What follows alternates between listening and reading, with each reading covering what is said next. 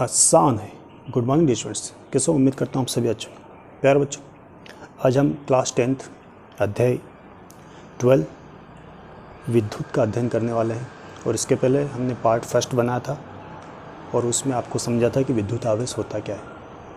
तो आज हम जानेंगे विद्युत धारा किसको कहते हैं। ठीक है, यदि आपने इसके पहले वाला वीडियो नहीं देखा है तो आप देख लीजिएगा। तो आइए देखते हैं विद्युत धारा किसे कहते हैं। प्यारे बच्चों, विद्युत धारा की जब हम डेफिनेशन की बात करें तो विद्युत धारा में इलेक्ट्रॉन प्रवाहित होते हैं या बहते हैं या प्रवाह होता है इलेक्ट्रॉनों का, है ना, ये हम जानते हैं। लेकिन हमें इसकी डेफिनेशन लिखना है, तो इसकी डेफिनेशन हम कैसे लिखेंगे। तो आइए देखते हैं विद्युत धारा की परिभाषा होती क्या है। तो प्यारे बच्चों, किसी विद्युत परिपथ में आवेश प्रवाह की दर को, इसकी डेफिनेशन क्या होगी, किसी विद्युत परिपथ में आवेश प्रवाह की दर को विद्युत धारा कहते हैं, है ना। तो हम इसकी परिभाषा को यहाँ को लिख रहे हैं। ओके, किसी विद्युत परिपथ में आवेश प्रवाह की दर को विद्युत धारा कहते हैं। अब यहाँ पर आप देखिएगा कि ये विद्युत परिपथ क्या होता है ना। तो प्यारे बच्चे, विद्युत परिपथ की यदि हम बात करें तो विद्युत धारा के सतत तथा बंद पथ को हम विद्युत परिपथ कहते हैं। ठीक है, आपको ये याद रखना है। ठीक, तो ये तो एक लाइन की डेफिनेशन हो गई, है ना। अब विद्युत धारा को हम दर्शाते हैं किससे, ये देखें। तो विद्युत धारा को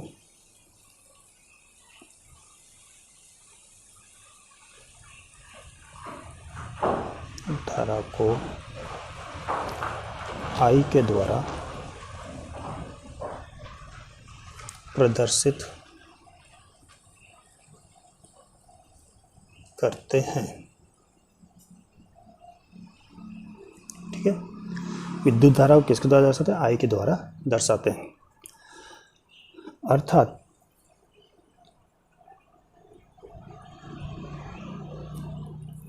विद्युत धारा के यदि हम यहाँ पर एक फार्मूला निजात करें, यह फार्मूला लिखे तो क्या होगा, अर्थात विद्युत धारा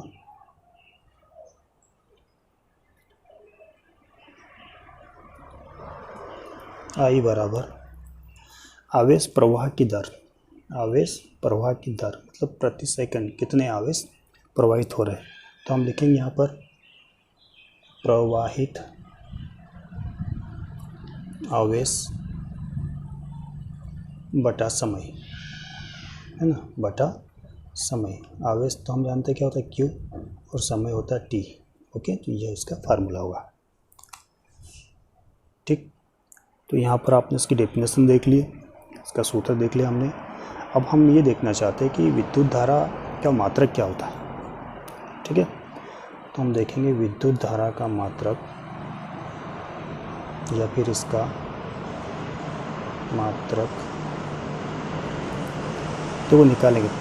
आवेश का मात्रक क्या होता है, कूलाम, क्या होता है, कूलाम, और समय का होता है सेकंड, कूलाम प्रति सेकंड, या इसको हम बोलते हैं एम्पियर। क्या बोलते हैं, एम्पियर होता है। ठीक है, कूलाम प्रति सेकंड या एम्पियर होता है। इतनी बात समझ आ गई। डेफिनेशन है एक लाइन की, किसी विद्युत परिपथ में आवेश प्रवाह की दर को विद्युत धारा कहते हैं। इसे हम I के द्वारा दर्शाते हैं। अर्थात विद्युत धारा I बराबर प्रवाहित आवेश बटा समय। ठीक है, इसका मात्रक कूलाम प्रति सेकंड या एम्पियर होता है। ओके, अब यदि हम यहाँ पर ये देखें कि एम्पियर की यदि परिभाषा निकालना हो, इस समीकरण को, इसको हम यदि आगे बढ़ाएं डियर स्टूडेंट्स, क्या होगा, यदि जो हमारे पास में आवेश है Q बराबर 1 कूलाम तथा T बराबर 1 सेकेंड, तब, है ना, तब I धारा क्या होगी, I बराबर 1 एम्पियर होगी। तब धारा का मान कितना होगा, एम्पियर। ठीक है, 1 एम्पियर। कब, कौन सी कंडीशन में? जब आवेश को हमने 1 कूलम माना है और समय को 1 सेकेंड, तो उस कंडीशन में धारा का मान कितना होगा? 1 एम्पियर होगा।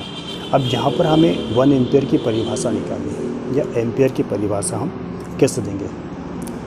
तो हम देखिए यहाँ पर एक बात ध्यान रखना। अतः यदि किसी विद्युत परिपथ में 1 सेकंड में, कितने सेकंड? 1 सेकंड में 1 कूलम आवेश प्रवाहित होता है, तो उस परिपथ में प्रवाहित होने वाली धारा कितनी होगी? 1 एम्पियर होगी। इसे हम यहाँ पर लिख देते हैं। अतः किसी विद्युत परिपथ में हमने हिस्स निकाला, आवेश को 1 कूलम माना, समय को 1 सेकेंड, तो धारा कितनी होगी? 1 एम्पियर। यदि किसी विद्युत परिपथ में 1 सेकंड में 1 कूलम आवेश प्रवाहित होता है, तो उसमें बहने वाली धारा कितनी होगी? 1 एम्पियर होगी। ठीक है, तो बात समझ में आ गई? आ जाएगा ना समझ में? ठीक। अब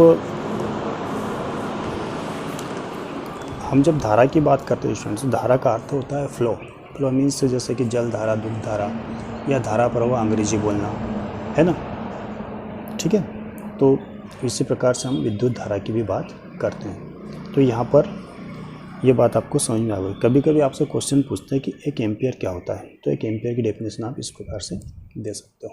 ठीक, उम्मीद करता हूँ आपको वीडियो समझ में आएगा।